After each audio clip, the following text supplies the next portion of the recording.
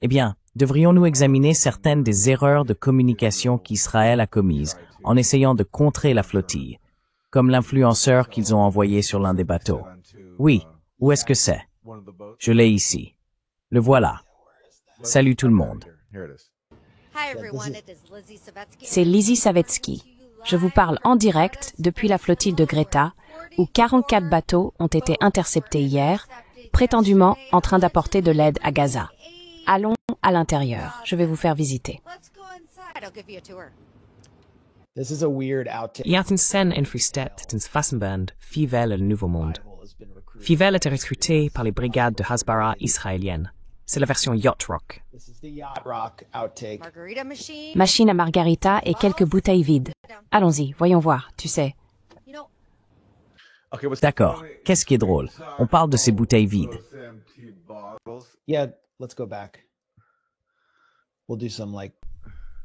Oui, revenons en arrière. On va faire genre... On peut genre zoomer? C'est possible? D'accord. Bon, regardez. Si vous êtes chez vous, regardez juste sous son nom, Lizzie Savetsky, et juste sous son bras gauche, vous pouvez voir une écriture hébraïque, une étiquette en hébreu sur le jus d'orange à côté de la machine à margaritas. Comment les passagers de la flottille Samud Freedom ont-ils obtenu du jus d'orange israélien en Europe sur leur route vers Gaza? Comment en ont-ils eu? Un drone l'a-t-il déposé sur leur navire?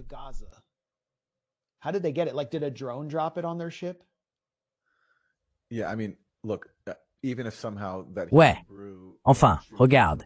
Même si, d'une manière ou d'une autre, ce jus d'orange hébreu était disponible en Europe, tu crois vraiment qu'une flottille mondiale défiant le blocus achèterait un produit israélien? C'est juste, ils sont tellement paresseux avec leur propagande et tellement imbus d'eux-mêmes qu'ils pensent pouvoir simplement mettre un produit israélien sur un bateau et s'en tirer comme ça. Parce qu'ils ont aussi un profond mépris pour leur public. Ils pensent que tout le monde est stupide et malléable. Parce que, tu vois, ils ont l'habitude de s'en sortir après certains des pires crimes de l'histoire humaine. Donc j'imagine que oui, pourquoi ne penserait-il pas la même chose d'un public mondial?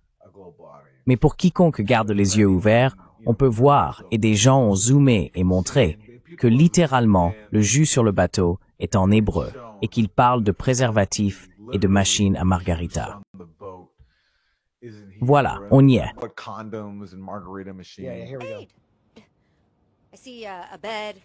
Je vois un lit. Je vois certaines des mêmes choses que j'ai vues dans les campements sur les campus universitaires. Aucune aide. C'est tellement étrange. Tout ce que je vois, ce sont des emballages de préservatifs, du matériel de drogue, des seringues. Aucune aide. Nous avons donné au pro-Hamas. Ouais, donc des gens se piquent à l'héroïne dans la rue. Vraiment? Vraiment? Je veux dire, ça me rappelle. Tu te souviens de cette vidéo d'une manifestation pro-palestinienne où il y avait deux types avec des keffiehs autour du visage et ils criaient « Nous referons le 7 octobre 1000 fois ». C'était évidemment des types juifs. Avis, où est mon inhalateur? C'en est encore une autre. Celle avec, tu sais, les membres de la flottille qui tirent en mer. Et regarde le bateau.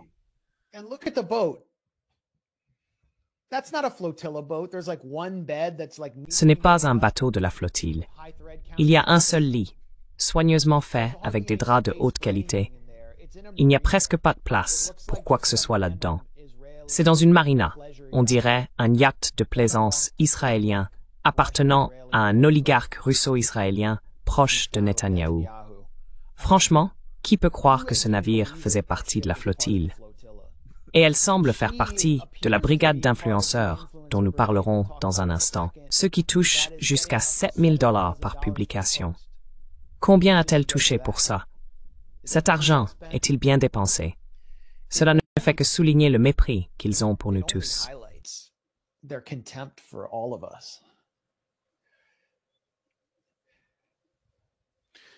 Ouais, eh bien, pour ceux qui l'ont manqué, ça vient de Responsible Statecraft, Nick.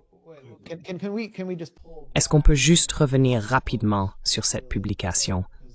Parce qu'il y en a une autre que je veux mettre en avant. Bien sûr, oui. D'accord. parce que je veux expliquer comment ils en sont arrivés là, ou simplement donner un peu de contexte à ce sujet. Cela tourne autour de cette histoire des $7 000. Très bien, commençons depuis le début. Benjamin Netanyahou, alors qu'il se trouvait à l'extérieur de l'ONU, a annoncé un 8e front à sa guerre à 7 fronts, qui est une guerre régionale. Celle-ci s'est désormais déplacée vers les États-Unis lors d'une rencontre avec des influenceurs qui sont apparemment rémunérés par le ministère des Affaires étrangères de Netanyahou, lequel a annoncé un budget de $150 millions pour la propagande, ou Hasbara, cette année. Netanyahou a déclaré que le 8e front était le front américain. Nous allons acheter TikTok, nous allons essayer de prendre le contrôle de Twitter X, et nous allons nous assurer d'affronter ce qu'il a appelé le Reich éveillé, en faisant référence à Candace Owens et Trump, Tucker Carlson étant leurs 2 principales cibles. Et donc, à la suite de cette déclaration de Netanyahou, un projet Esther a été lancé.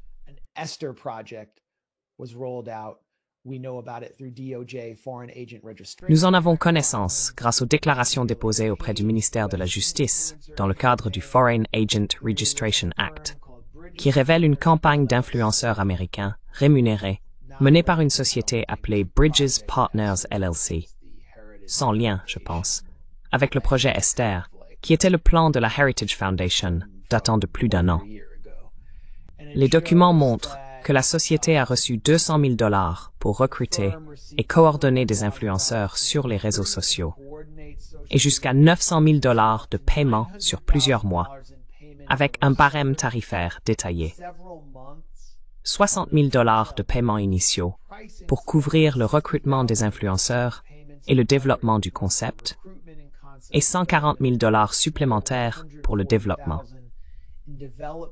Ensuite, des paiements par phase ont été effectués à mesure que 5 ou 6 influenceurs commençaient à publier, ainsi que des allocations mensuelles pouvant atteindre $250 000 destinées aux honoraires des influenceurs, à la production et aux frais d'agence. C'est donc un élément clé. Et maintenant, passons à la partie suivante du puzzle, les $7 000.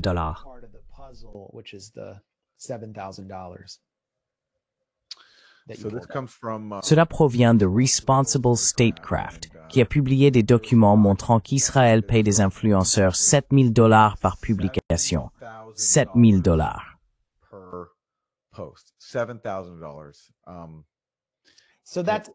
Donc, en gros, c'est l'analyse des chiffres que je viens de lire de Bridges Partners LLC. Oui. En fin de compte, tout dépend du montant qu'Israël investit dans cette campagne d'influence. Ils y injectent tellement d'argent que la rémunération par publication se situerait entre $6 143 et $7 362 dans le meilleur des cas.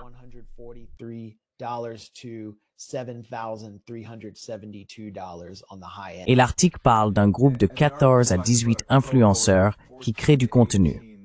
Je ne crois pas qu'il mentionne réellement les influenceurs, n'est-ce pas? Donc, non, parce que la FARA ne fait pas cela. C'est peut-être une violation de la FARA. Et je pense qu'il est important de noter que Pam Bondi, qui était la principale lobbyiste de Ballard Partners pour le Qatar et qui est maintenant procureur général, a assoupli les exigences de la FARA. Plusieurs États contrôlés par les républicains n'exigent des déclarations FARA que pour les soi-disant États adversaires, ce qui permet à Israël de faire du lobbying plus facilement.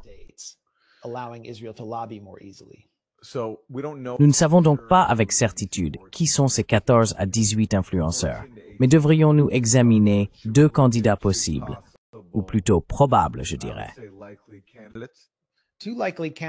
2 candidats probables, et certaines des formes de Hasbara les plus aliénantes et répugnantes, vont apparaître dans 3, 2, 1.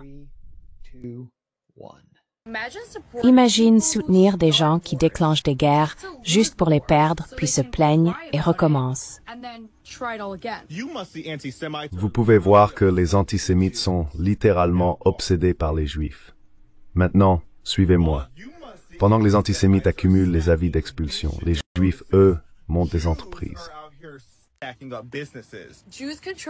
Les Juifs contrôlent toutes les industries.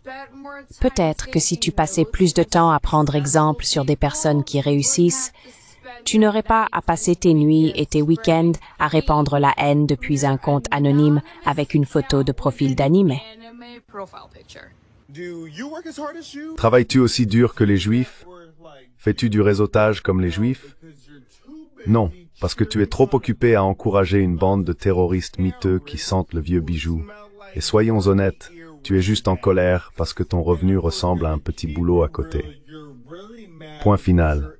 Comment peux-tu détester de l'extérieur du Shabbat? Tu ne peux même pas y entrer.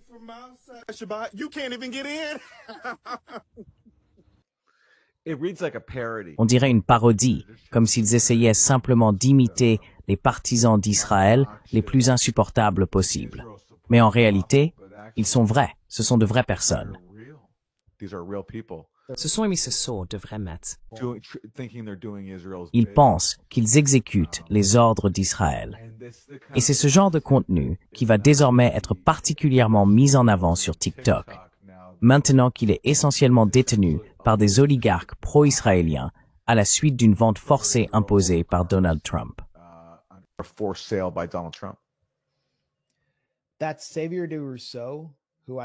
C'est Xavier de Souza que j'ai appris à connaître parce qu'il faisait partie des figures présentes au sommet secret des influenceurs des Hamptons. Quand j'ai obtenu la liste de tous les noms des influenceurs, son nom est paru et je l'ai appelé. Il m'a raccroché au nez, puis a publié un message à propos de mon appel, disant qu'il avait raccroché à cause du danger des inconnus et qu'il était ivre de vin. Ensuite, il m'a recontacté et m'a dit « Toute cette histoire est tellement ghetto.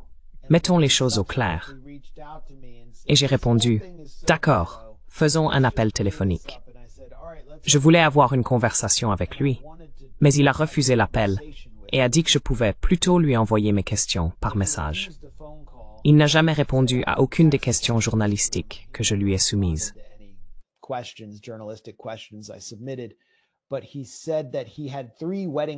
Il a dit qu'il avait 3 mariages à assister et qu'il était en Italie.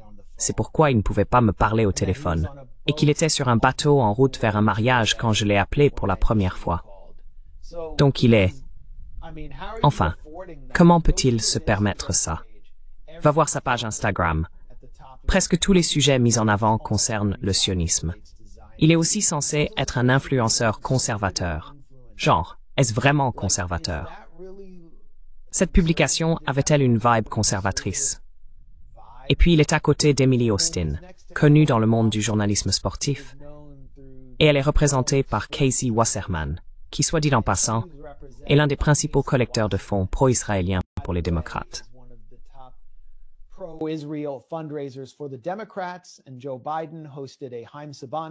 Et Joe Biden a organisé une collecte de fonds pour Haim Saban chez lui en 2020, ou début 2024, je crois. Et maintenant, elle est présentée comme une influenceuse conservatrice, anti-woke. Elle a nié recevoir les $7,000 par publication d'une manière très indirecte sur Twitter. C'est assez évident ce qui se passe ici. Et la propagande est horrible. Je veux dire là, ils se moquent des gens qui paient des impôts contre leur gré pour Israël, en disant que vous leur offrez un petit boulot à côté et que vous ne pouvez même pas participer au Shabbat. La seule réaction que ce genre de publication va susciter, c'est l'antisémitisme. Oui, et c'est voulu. Oui, c'est pour ça qu'Israël paye. Franchement, je ne sais pas qui ils pensent convaincre là-bas.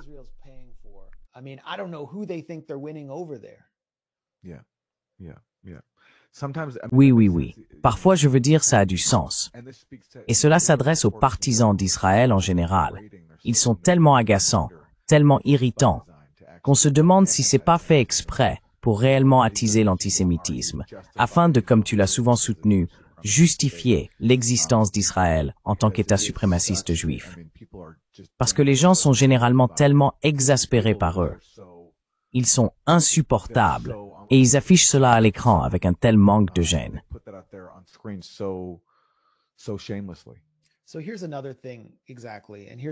Alors, voici une autre chose, exactement. Et voici quelque chose qui, à mon avis, mérite d'être signalé. Israël. Quand je dis Israël, je parle du gouvernement israélien. Tout cela est enregistré dans les formulaires du département de la justice relatifs à l'enregistrement des agents étrangers. Vous pouvez consulter le contrat. Je pense que c'est l'un des contrats les plus choquants que j'ai jamais vus pour une campagne d'influence étrangère. Israël paie 4,1 millions de dollars pour laver le cerveau des Américains avec de la réalité virtuelle et pour cibler les églises avec des publicités géolocalisées. Voici l'une des expériences du 7 octobre que les églises recevront dans le cadre de cette campagne à 4 millions de dollars, qui enrôlera des églises de Denver à Las Vegas, du sud de la Californie à Phoenix. En gros, une sorte de campagne à la Orange Mécanique destinée à forcer les gens à regarder des militants du Hamas déchaînés dans des kibbutzim le 7 octobre, ou quelque chose de ce genre.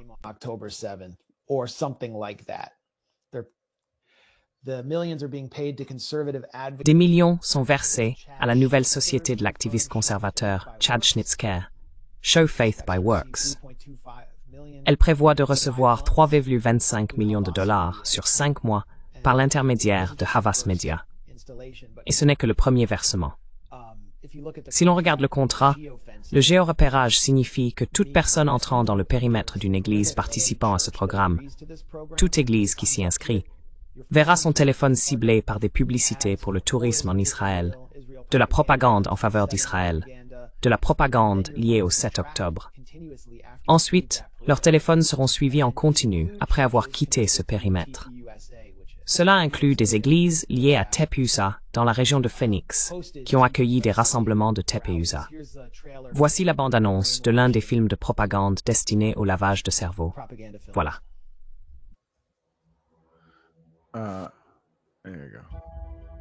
C'était une belle journée. La fenêtre était ouverte et je pouvais voir le ciel.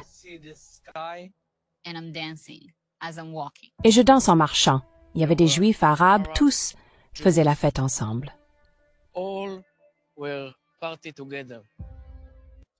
Oui, c'est juste que tout le monde était avec Malia à la frontière de Gaza. Tout allait bien. Et puis tout s'est arrêté.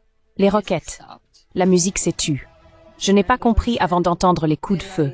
Des enfants courant pour sauver leur vie. De petites villes, la dévastation. D'Alumim à Be'eri.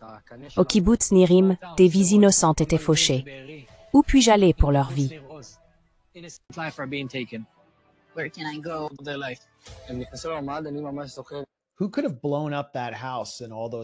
Qui aurait pu faire exploser cette maison et toutes ces maisons?